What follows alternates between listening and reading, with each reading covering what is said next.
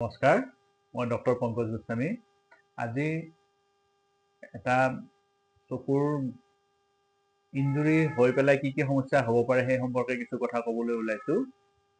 চকু ইঞ্জুৰি হ'লে সাধাৰণতে আমাৰ বিভিন্ন সমস্যাই দেখা যায়। আজি এটা দিনৰ ভাগত মই পেচেণ্ট দেখা পালোঁ। তেখেতে খেতিয়ক হয়, খেতি কাম কৰে। তেওঁলোকে অসম এখন কৃষি প্ৰধান দেশ, গতিকে এই কৃষি প্ৰধান দেশত বেছিভাগ লোকে কৃষি কৰ্মৰ লগত জড়িত।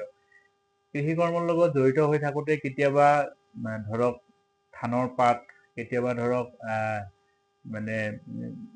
গছৰ ঠানি ইত্যাদিৰ দ্বাৰা চকুত আঘাত পাব পাৰে। এই আঘাতৰ পৰা চকুটোৰ অপূৰণীয় ক্ষতি হ'ব পাৰে। আজি যিজন পেচেণ্ট চালোঁ, তেওঁৰ একচুৱেলি কি হৈছে, 4-5 দিনমান আগতে তেখেতৰ চকুত আঘাত লাগিছিল। আঘাত লগাৰ ফলত কি হৈছিল, চকুটো ফুটি গৈছিল। তেখেতে চকুটো ফুটি যোৱা বুলি গম নাপায়। তেখেতে ঘৰতে কিছুমান ঔষধ দি পেলাই এই 3-4 দিন ৰখি আছিল। আজি যেতিয়া তেখেতে দেখাবলৈ আহিলে, তেতিয়া আমি ভালকৈ পৰীক্ষা কৰি গম পালোঁ যে তেখেতৰ এণ্ডপথেলমাইটিছ হৈছে।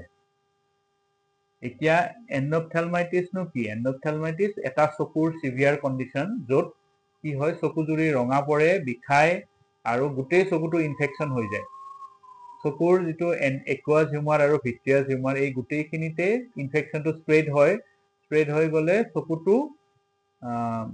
চকুটোৰ একদম ভিতৰলৈকে ইনফেকশ্যনটো সোমাই যায়, ৰেটিনালৈকে ইনফেকশ্যন সোমাই যায়। যোৱাৰ ফলত কি হয়, চকুটোৰে মানুহজনে দেখা নাপায় আৰু তেওঁলোকে লাইট দেখিলে লাইটটোও ভালকৈ দেখা নাপায় আৰু লাহে লাহে তেওঁৰ যিখিনি দৃষ্টিশক্তি আছে গোটেইখিনি লোপ পায়। তো যদি আমাৰ সেই মানুহজনে 4 দিন বা 5 দিন যেতিয়া আগত আঘাত হৈছিল, লগে লগে যদি বিহিত ব্যৱস্থা ল'লেহেঁতেন, লগে লগে যদি চিকিৎসকৰ পৰামৰ্শ ল'লেহেঁতেন, তেতিয়াহ'লে হয়তো এই পৰ্যায় নাপালেহেঁতেন।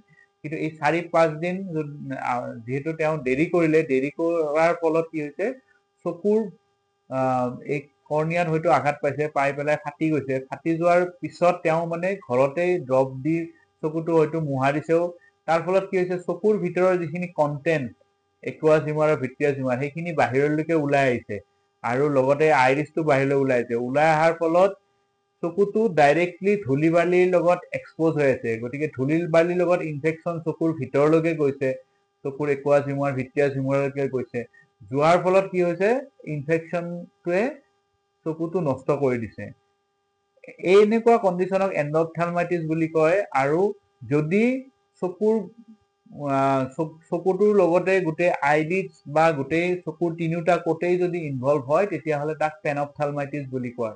পেনপথেলমাইটিছ কণ্ডিশ্যনটো এণ্ডপথেলমাইটিছতকৈ ভয়াৱহ, কাৰণ এই ইনফেকশ্যনটো অপটিক নাৰ্ভেৰে ব্ৰেইনলৈকে যাব পাৰে আৰু তেনেকুৱা কণ্ডিশ্যনত মানুহজন কেতিয়াবা মৃত্যুমুখত পৰ্যন্ত পৰিব পাৰে। গতিকে এনেকুৱা যদি চকুত আঘাত পায়, তেতিয়াহ'লে কেতিয়াও অৱহেলা কৰিব নালাগে আৰু আমি চকুজুৰি ধৰক পৰিষ্কাৰ পানীৰে ধুই বেণ্ডেজ কৰি ওচৰত থকা চিকিৎসালয়লৈকে আহিব লাগে আৰু এজন চকু বিশেষজ্ঞৰ লগত পৰামৰ্শ কৰিব লাগে। কাৰণ সময়ত গ্ৰহণ কৰা যিকোনো পদক্ষেপৰ কাৰণে চকুৰ দৃষ্টিশক্তি আমি ঘূৰাই পাব পাৰোঁ। কিন্তু যদি আমি এনেকুৱা অৱহেলা কৰোঁ যে 4-5 দিন পিছত আহোঁ, তেতিয়াহ'লে কি হয়, তেতিয়ালৈকে চকুটোৰ অপূৰণীয় ক্ষতি হৈ যায়। এতিয়া আমি তেখেতক যথোপযুক্ত চিকিৎসা প্ৰদান কৰিছোঁ, কিন্তু কৰাৰ পিছতো হয়তো তেখেতৰ চকুটো নাবাচিবও পাৰে। আৰু কাৰণ তেওঁ আহোঁতে 4-5 দিন দেৰি কৰিছে আৰু এই 4-5 দিনতে চকুটো গোটেইটো ইনফেকশ্যন হৈ চকুটো প্ৰায় নষ্ট হৈ গৈছে।